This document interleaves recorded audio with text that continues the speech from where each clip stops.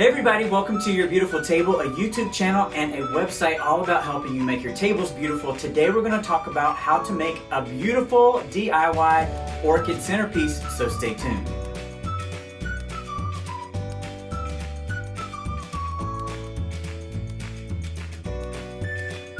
Thanks everybody for coming on back. If you're new to Your Beautiful Table, we're a YouTube channel and a website all about helping you make your tables beautiful. We talk about flower arrangements like the one we've got today. We talk about tabletop decor, china, glassware, those kinds of things. So if you're interested in that kind of stuff, please consider subscribing. We'd love to have you.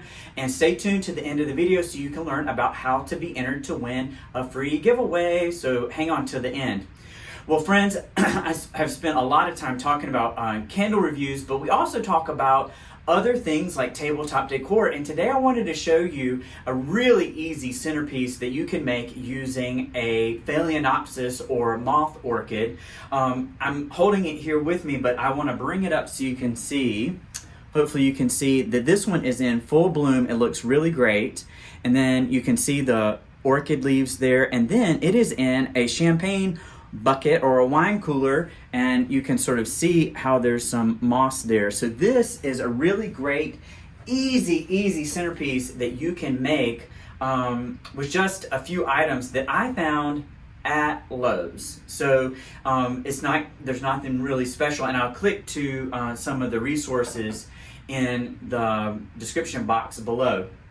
So let me share with you some of the things that you'll need. So one is a champagne bucket. So you probably don't have one of these at home, and like here I am with two. I actually use these a lot, and so if you are out junk teeking or going to antique shops or consignment shops or secondhand stores, you can find these pretty regularly. These are not real silver, they're silver plate, so there's a base metal, usually it's copper or brass or something like that, covered with a thin coat of silver plate. So it's real silver on the outside, but it's just a thin coat. And then check it out. So it's got a brushed finish there in the middle. And this one actually could use with a little bit of polish. These are similar, but not exactly the same. And one of the cool things about collecting is that you can mix and match. So if you wanted to have a pair, I think these would look really great if you had two of them on either side of a buffet or an end table or something like that. You could balance them because you could have a pair of them. So, but I just wanted to show you what it looks like on the inside. So it's pretty deep, and I use these really regularly to make flower arrangements. They are great. It's an ideal size. They lift up off the table. It creates nice height. It looks good, again, alone or in pairs. And this size is just really ideal for a flower arrangement. So you want to get one of these. They're different price points, but really at a consignment shop or like a junk teak antique shop, you can find them really reasonably.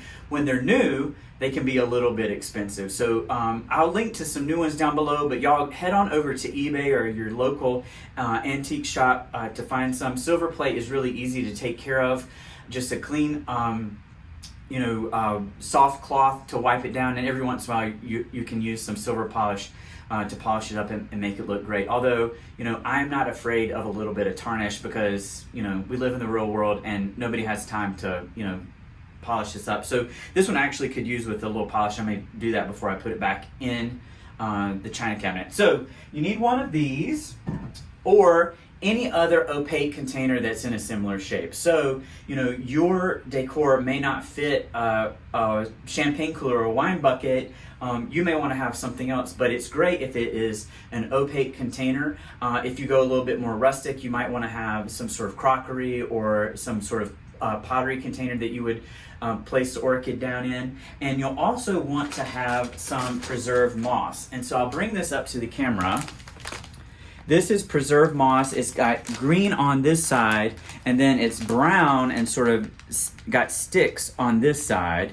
And my understanding is that this is actually just moss from, out in the woods. And so if you don't want to buy preserved moss and you have moss just out in your yard or in a, nearby, I wouldn't encourage you to like go and harvest a ton of it, but if it's in your yard, you already have it, you're not really probably hurting nature that much by collecting some moss, but it is available. So this sheet moss I found, it was totally reasonable. Unfortunately, I don't remember the price point, but I'll link to some below. I found this at Lowe's. So because people are making terrariums and little fairy gardens and those kinds of things, you can find sheet moss now at Lowe's. Now, I wouldn't say this is the best quality sheet moss that I've ever found. I will share with you that this has been color enhanced, and so that means that they've added just a little bit of color additive to make it nice and bright and green. But I made this arrangement like a month ago, and it's still like the moss still looks really great. And so the dye or the coloring that they've added, it didn't get on my hands. It's not gotten, it didn't make a mess. So, it's something, and it was pretty cheap. And the other thing that you'll need to make this arrangement is a bowl. And so I just got, a regular kitchen bowl. If you have a glass bowl or a Tupperware bowl, you just will need a bowl, because you're going to put some water in this bowl in order to shape the moss. And so I'm actually going to deconstruct this one so that you can see what it's like. Now I will share with you, let me bring it back up. You can see there's little clamps there where the stems of the Phalaenopsis orchid is attached to these stakes to help keep it upright.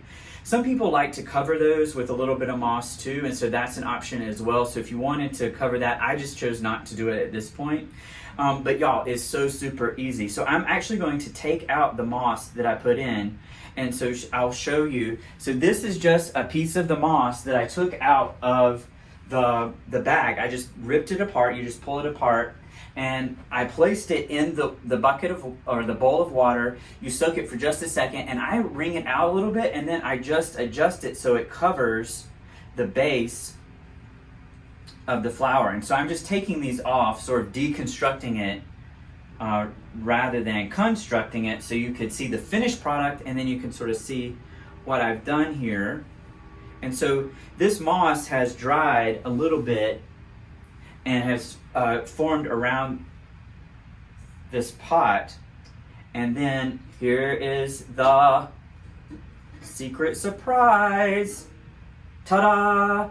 So inside of this wine bucket or the champagne cooler, see it's just got a little bit of the moss things in there, is the pot that I got at Lowe's. So I found this orchid at Lowe's. They have them from time to time. It was looking pretty good. Not all of the blooms were open, and so I picked up an orchid that had a couple of blooms left on it that weren't open, and so that way they would open up and it wouldn't fade. But one of the cool things about the Phalaenopsis orchid is that the blooms that fade first are the first ones to open. So these back here will fade first, and you can just break them off or snip them off, and the rest of the blooms will look good as they fade. This has been going strong for maybe 2 months, and it's been in my dining room. So I bought this. I wasn't in love with the color coordinated pot here, but if you like this and it matches your decor, that's great. But look, all I did was I almost dropped it. I slipped the orchid down into the pot. Now, if you didn't like it all the way down, I could have used some cellophane or maybe like a plastic grocery bag to just cushion the bottom and raise it up a little bit. And then I took the sheet moss and tore it into small pieces. I wet it in the bowl and I wrung it out, and then I just gently placed the moss around the base to cover up. I didn't want to see that purple or the pinky purple pot underneath, and I just placed it around. Just took a moment. I just placed it around. Now this is dry. I would have used it a little bit wet. The reason why I use it when it's wet is because it's easier to shape and to mold, but it takes no time to put that together, and it looks great for a long time. Now the orchid care, y'all, I have not been successful at getting these Phalaenopsis or moth orchids to rebloom. I'm just not great at it. Some people are really successful. They take them outside in the summertime and they, do their magic. But I put about probably, maybe a couple of tablespoons of room temperature water. It doesn't have to be, like, you just don't want it to be super, super hot or cold. Room temperature water into the orchid about once a week, and then it just stays pretty green. These leaves, I just dust them off with a damp paper towel.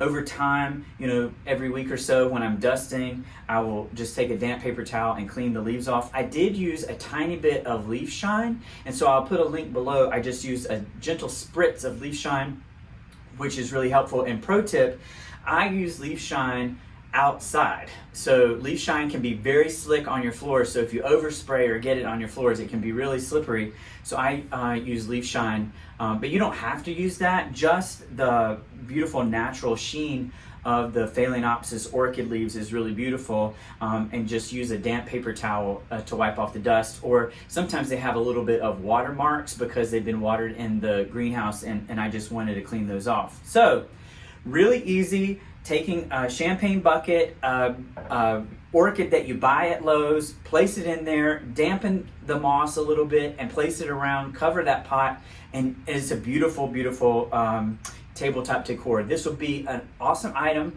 for a dining room table. One of the cool things about the orchid is that you can see through it. It's tall and has some height and drama, but you can see through it, so it's not a flower arrangement that blocks your line of sight from other people on the table. Again, on a side table, sort of a sideboard or a buffet. It would also look really great in a powder room. If you have a large powder room vanity, this would look really fun on a powder room vanity.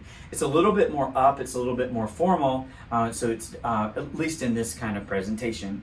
Well, friends, I hope you've enjoyed us talking about how to make your very own orchid centerpiece. It's super easy to do with a couple of tools.